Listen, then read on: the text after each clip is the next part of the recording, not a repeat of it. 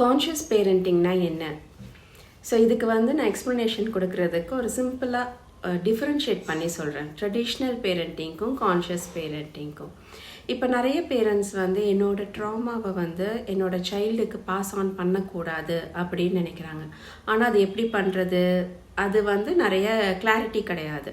அதுக்கு தான் conscious parenting. So சிம்பிளாக கற்றுனா ட்ரெடிஷ்னல் பேரண்டிங், மெல்ல சொன்னால் கான்ஷியஸ் பேரண்டிங்னு என்னால் சொல்ல முடியாது.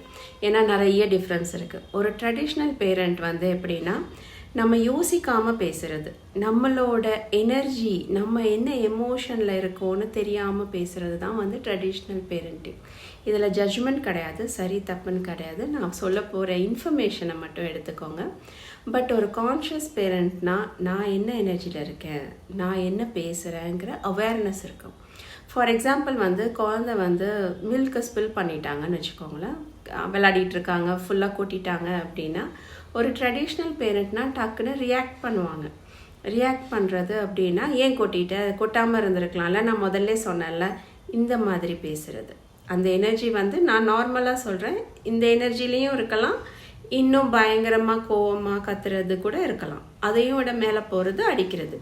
ஸோ இதெல்லாம் பேரண்ட்டோட எனர்ஜியை நோட் பண்ணுங்க, ஓகேவா? குழந்தை தப்பு பண்ணியிருக்காங்க, ஓகே, பட் நம்ம எந்த எனர்ஜிலேருந்து பேசுகிறோங்கிறது இருக்குல்ல.